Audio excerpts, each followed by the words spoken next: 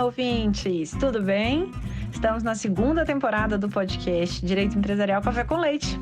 Eu sou Amanda Taide, mineira na origem, com passagem em São Paulo e candanga de coração.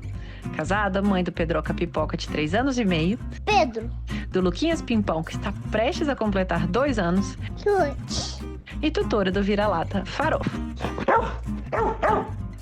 Sou professora doutora da Universidade de Brasília, UNB, dos cursos de Direito Empresarial, Concorrência, Comércio Internacional, Defesa Comercial e Compliance. E este é um podcast voltado para os estudantes de graduação iniciantes no mundo do direito comercial, para que possam aprender ouvindo a bibliografia obrigatória e complementar do nosso curso. Ou seja, o nosso podcast não é temático, mas sim orientado pela produção acadêmica. Ou seja, eu convidarei os próprios autores ou comentaristas dos artigos acadêmicos, capítulos ou trechos de livros essenciais para a compreensão do direito empresarial no Brasil, para que os alunos da graduação em Direito possam, assim, conhecer e se apaixonar pelos principais autores do direito privado no nosso país. E então, vamos comigo para a próxima xícara de café com leite? A nossa xícara de café com leite de Direito Empresarial de hoje vai tratar do livro da professora Ana Frazão, intitulado Função Social da Empresa, Repercussões sobre a Responsabilidade Civil de Controladores e Administradores de Sociedades Anônimas, que foi publicado em 2011 pela editora Renovar. E para isso a gente vai ter a alegria de contar mais uma vez com a participação da professora Ana Frazão para comentar o próprio livro.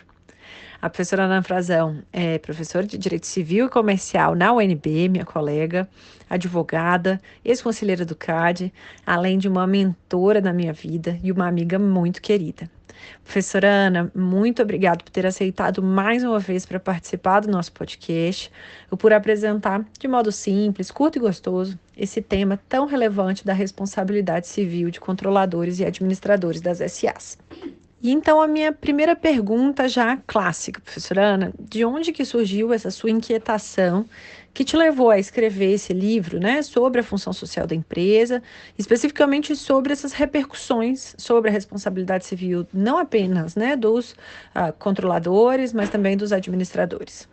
Olá, Amanda. Inicialmente gostaria de te cumprimentar todos os seus ouvintes, dizer que para mim é um prazer imenso estar mais uma vez aqui no seu podcast. Você sabe o quanto eu gosto de você, o quanto eu te admiro, o quanto eu acho essa iniciativa algo muito relevante do ponto de vista da difusão do direito comercial, também um espaço para que autores possam vir debater seus livros. Então, parabéns por esse trabalho e reitero aqui que conte comigo sempre.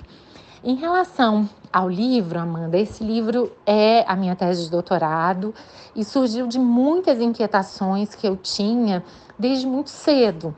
Inquietações que, a rigor, vão muito além do direito comercial, são inquietações filosóficas mesmo, inquietações que dizem respeito ao capitalismo, em que medida é possível imaginar uma atividade empresarial com propósito, em que medida é possível conciliar a busca do lucro, que, claro, é totalmente legítima, também com a proteção de stakeholders, de outros interesses sociais que eu considero relevantes. Então, a rigor, é uma discussão que hoje continua também sendo muito atual em todo esse contexto, né, de capitalismo de stakeholders, portanto, de interessados, mas que já despertava a minha atenção desde aquela época, principalmente porque muito dela girava em torno desse princípio, né, da função social da empresa, que é um princípio também de difícil compreensão, de difícil interpretação, um princípio que muitas vezes foi utilizado para reforçar esse compromisso com o lucro, ou seja, quase que num sentido oposto ao que ele sugeriria, e também num contexto em que muitas vezes eu via essa discussão sobre a responsabilidade civil de gestores de companhias, e estou usando aqui gestor como um gênero do qual eu considero que controladores e administradores são espécies. Portanto, eu via também esse tema tratado de uma maneira um pouco fragmentada, havia muitas dúvidas sobre vários aspectos dessa responsabilidade, em que medida o regime do controlador era semelhante ou diferente do regime do administrador, já que a lei das SA foi muito sucinta em relação ao controlador, então muitas vezes a gente tem que se basear no regime do administrador para, por analogia, eventualmente aplicar as soluções dos administradores para os controladores. Então, veja, no fim das contas, era uma inquietação filosófica sobre o que seria essa função social da empresa, em que medida nós poderíamos avançar em uma atividade empresarial mais voltada para atendimento de interesses e costurar isso com uma discussão prática que já existia mesmo no direito societário e que diz respeito exatamente a se entender melhor os parâmetros dessa responsabilidade civil de controladores e administradores. Então, na verdade, o que eu quis foi fazer essa costura, esse casamento, e daí a tese, consequentemente, o livro. Então, como que você poderia resumir essa primeira parte do seu livro, em que você trata da evolução, né, da gestão e da administração das sociedades anônimas? De que modo que a gente saiu das sociedades medievais para as sociedades anônimas nos modelos do século XIX e XX que você apresentou no livro, com relação a esses modelos, né, de responsabilidade dos administradores? Eu acho que a chave para a gente entender essa evolução é compreender como as formas societárias respondem a necessidades econômicas e que envolvem a própria questão da limitação do risco e da criação de incentivos para o empreendimento. Então, o surgimento da própria responsabilidade limitada, de forma excepcional ainda na Idade Média e na Idade Moderna, depois as próprias companhias coloniais da Idade Moderna, que de certa forma são as antecedentes das sociedades anônimas de hoje, ou alguns até diriam das próprias sociedades de economia mista, elas mostram claramente como, diante de riscos cada vez maiores, foi necessário se pensar em um modelo societário em que houvesse essa limitação de responsabilidade dos sócios e também um centro de imputação, que no caso era a personalidade jurídica, que distinguisse a pessoa da sociedade da pessoa dos sócios, possibilitando então essa separação patrimonial perfeita. Isso é o que nós chamamos de socialização parcial do risco, no sentido de que, a partir do momento que temos sociedades com responsabilidade limitada, os credores sociais sabem que, como regra, só poderão ter acesso ao patrimônio dessas sociedades, e se esse patrimônio for insuficiente, os credores também sofrerão os prejuízos, não poderão, portanto, exigir o pagamento das suas dívidas dos próprios sócios. Essa socialização parcial do risco, que decorre da responsabilidade limitada, portanto, é uma das chaves para a gente entender esse mecanismo. As sociedades anônimas foram, portanto, o primeiro modelo societário em que todos os sócios, no caso, todos os acionistas, tinham responsabilidade limitada pelo valor do investimento e, portanto, não poderiam ser demandados por dívidas das sociedades. E no caso, além de tudo, das companhias, a gente tem um segundo fator que é igualmente importante e que diz respeito ao fato de que, além da socialização parcial do risco, foi possível implementar também a socialização do investimento, possibilitando que uma série de pessoas que queriam apenas investir, mas não estar à frente do empreendimento, pudessem então fazê-lo. E esse é um ponto também muito importante que está conectado à socialização do risco, porque investidores só gostarão de adquirir ações de uma companhia se eles souberem que o máximo que eles poderão perder é um investimento realizado. E daí porque a responsabilidade limitada nos ajuda a entender como esses dois mecanismos eles se retroalimentam no caso das companhias. E isso é tão importante que vários autores mostram, o Ripper, por exemplo, no Aspectos Jurídicos do Capitalismo Moderno, que é um livro também que eu indico muito, que as sociedades anônimas foram os grandes instrumentos do capitalismo, porque foram elas que possibilitaram a reunião de uma quantidade grande de capital necessária para fazer frente aos grandes investimentos e, mais do que isso, possibilitaram os devidos incentivos para o investimento. Então, esse é um ponto fundamental. Claro que uma das consequências disso tudo é que elas precisaram implementar um modelo de administração disjuntiva muito sofisticado, daí a figura dos controladores e dos administradores, e a partir daí vão surgir conflitos de interesses, conflitos de agência, e é por essa razão que o regime de responsabilidade civil dos gestores de companhias acaba tendo também uma importância muito estratégica.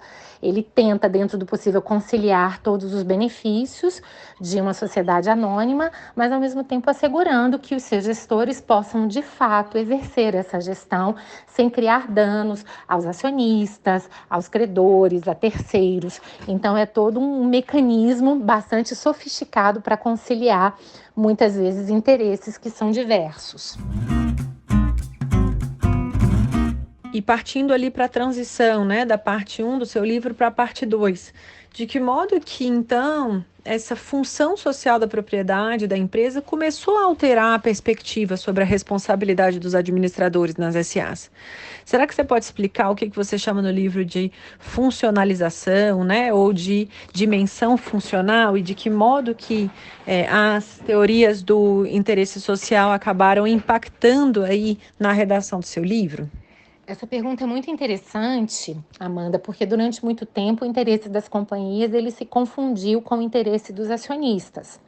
Mas a partir da transição entre o Estado liberal, o Estado social, a partir também do New Deal nos Estados Unidos, a partir da adoção das primeiras constituições sociais na Europa, depois na América Latina, a gente começa a ver que há uma reconfiguração das próprias liberdades privadas, como a liberdade de iniciativa e da propriedade, que passam a ter um compromisso também com interesses sociais da mais alta importância. Em muitos casos, passam a ter deveres positivos para com o que nós chamamos hoje de stakeholders, né? Que seriam empregados, a comunidade como um todo, credores, fornecedores e etc. A grande questão é como operacionalizar isso. Então, o livro procura mostrar como muitas vezes se procurou introduzir essa função social por meio de princípios que muitas vezes acabavam não gerando as condições ideais para que pudessem ser concretizados. Mostra como, em muitos casos, até diante das dificuldades de uma implementação prática dessa função social da empresa, se optou por soluções organizacionais, como o que aconteceu na Alemanha. Então, ao invés de definirmos aqui quais são os compromissos das companhias, vamos criar órgãos de administração, como no caso o Conselho de Administração, com uma composição mais diversa, assegurando, por exemplo, no caso da Alemanha, que empregados possam fazer parte, partindo da premissa que essa maior diversidade dos conselhos levaria a uma gestão mais comprometida com os interesses, né, dos empregados e que, portanto, faria conciliações mais adequadas, ou até mesmo a visão da responsabilidade social, que é também muito importante e exige uma readequação de uma série de mecanismos societários, até para dizer que, olha, é legítimo que uma companhia, em determinadas circunstâncias, possa direcionar parte dos seus resultados financeiros, não só para distribuir lucros, mas também para atender a interesses de stakeholders. Então, o livro, na verdade, mostra como havia alternativas, como houve necessidade de se repensar essa relação entre a gestão e o atendimento de stakeholders, mas, ao mesmo tempo, como isso foi difícil de ser implementado na prática e como, até hoje, isso gera um debate muito grande, né? Como é que a gente vai compatibilizar o interesse dos acionistas, que, claro, jamais pode ser desconsiderado, até porque sem isso não há incentivo para investimento e para o empreendedorismo, e como é que então a gente vai conciliar o interesse desses acionistas também com o interesse dos stakeholders. E quais então que são as repercussões que você identificou na parte 2 mesmo do seu livro, sobre os impactos, né, da função social da empresa na responsabilidade civil dos administradores? E qual é a diferença que existe dessa responsabilidade dos administradores para aquela dos controladores? Pois é, um dos objetivos do livro foi exatamente mostrar que, apesar de uma série de dúvidas sobre a implementação dessa função social da empresa, fato é que ela está prevista na Constituição e na nossa lei das SA, então a gente precisa chegar a uma compreensão a respeito do que seria isso, e que, ainda que possa haver dúvidas em relação a uma série de desdobramentos, haveria sim algumas consequências práticas dessa função social da empresa no que diz respeito ao regime de responsabilidade de controladores e administradores das SA.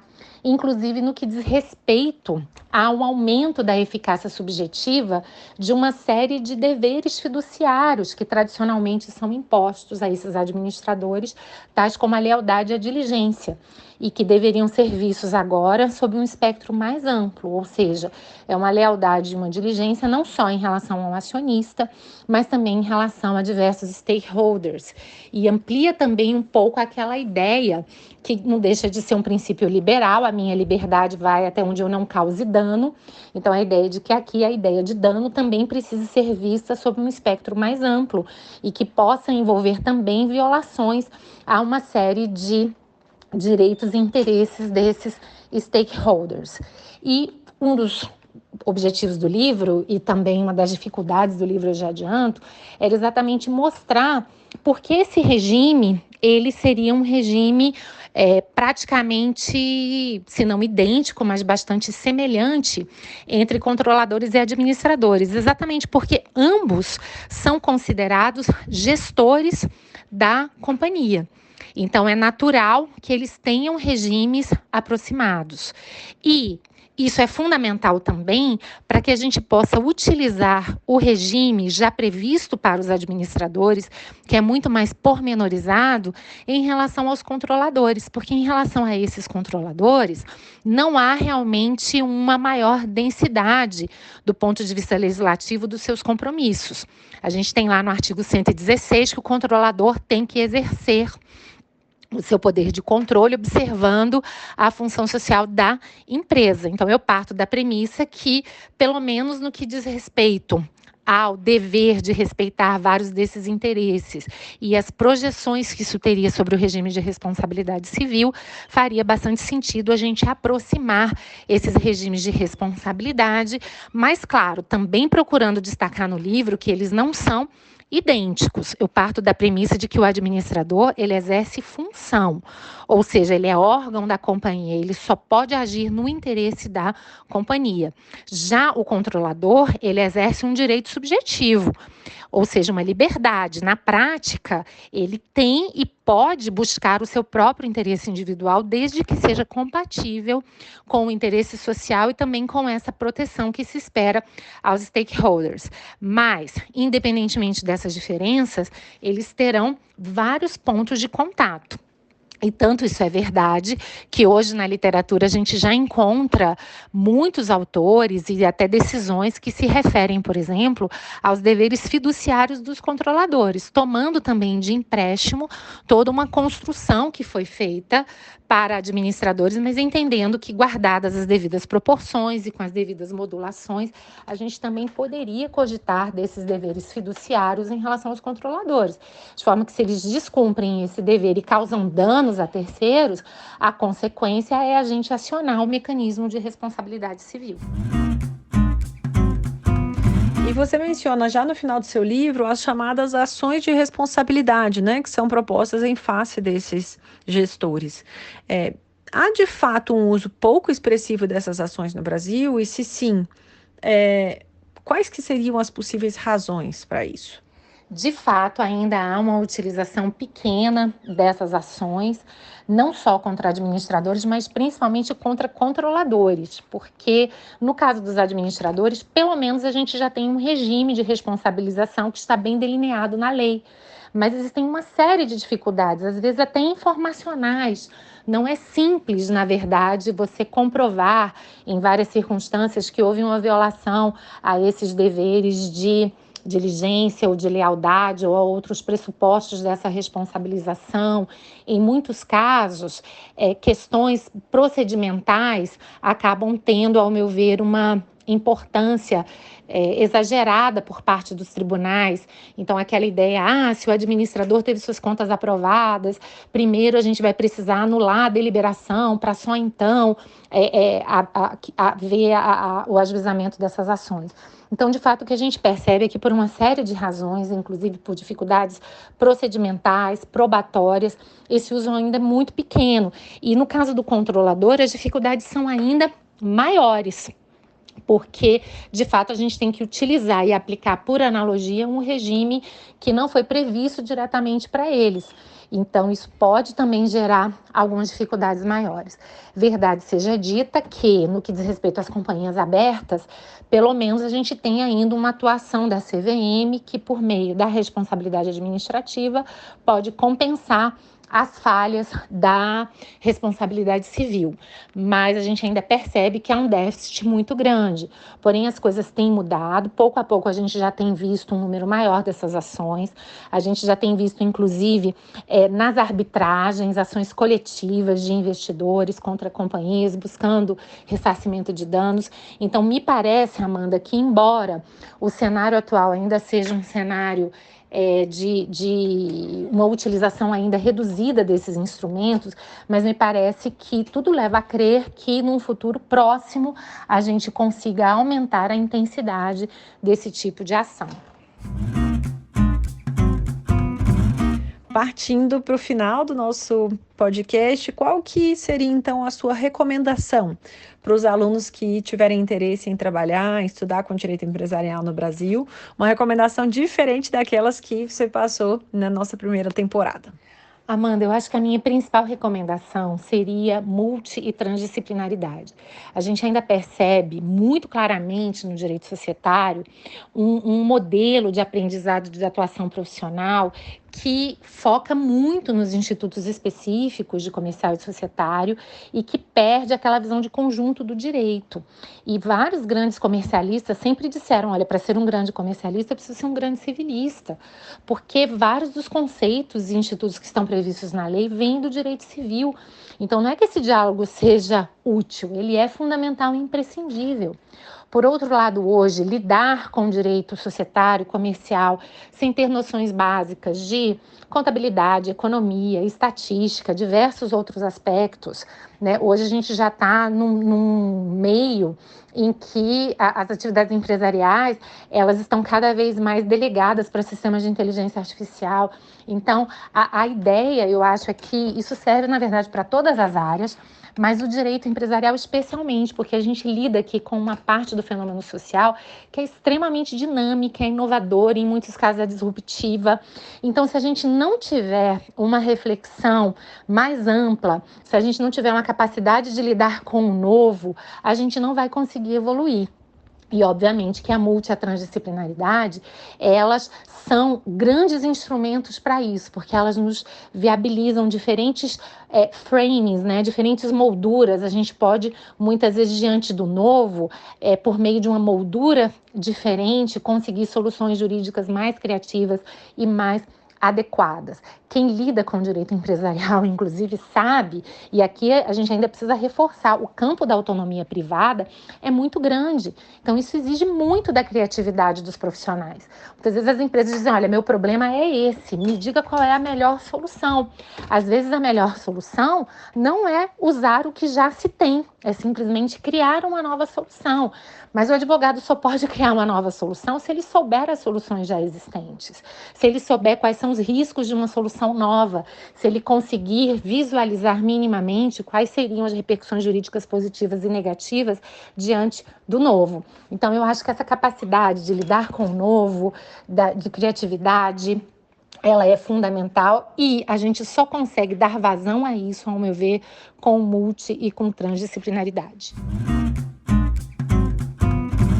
E por fim, a pergunta final dessa segunda temporada, eu quero saber, professora Ana, quem que você gostaria de ouvir aqui? Qual professor, qual colega, advogado, servidor público, ou então qual livro, texto, capítulo que você gostaria que fosse comentado aqui no podcast nas próximas temporadas? Puxa, Amanda, essa é uma pergunta difícil, mas eu votaria no professor Fábio Conder Comparato, diante de toda a importância que ele tem para o direito societário, diante de ter aquela obra clássica que é o Poder de Controle na Sociedade Anônima e, sobretudo, de ter essa visão multitransdisciplinar, que eu acho que é um grande diferencial da obra dele, né? Compreender o fenômeno jurídico numa perspectiva que envolva também uma discussão social, uma discussão econômica mais aprofundada. Professora Ana, muito obrigada pela sua presença na nossa segunda temporada. Você tem a marca registrada do nosso podcast aqui. Sem você, a gente não consegue concluir uma temporada. Muito obrigada pela sua presença. Nossa xícara de café com leite foi muito mais gostosa com você. Um beijo, até a próxima. Amanda, querido, o prazer foi todo meu. Você sabe do carinho e da admiração que eu tenho por você, então conte sempre comigo para tudo, e ainda mais quando isso diz respeito a uma iniciativa como essa, que eu acredito que é tão importante. Eu sempre digo que um dos efeitos da pandemia sobre mim foi virar uma fã absoluta de podcasts e de ver o quanto muitas vezes a gente consegue aprender de forma divertida e utilizar um tempinho que às vezes a gente não poderia se dedicar à leitura, às vezes fazendo um exercício, cozinhando, mas que às vezes ouvir um podcast não só é possível, como às vezes até extremamente prazeroso. Então, eu é que te parabenizo, te cumprimento pela iniciativa, agradeço demais pelo convite e reitero a grande alegria que foi estar aqui com você e com seus ouvintes.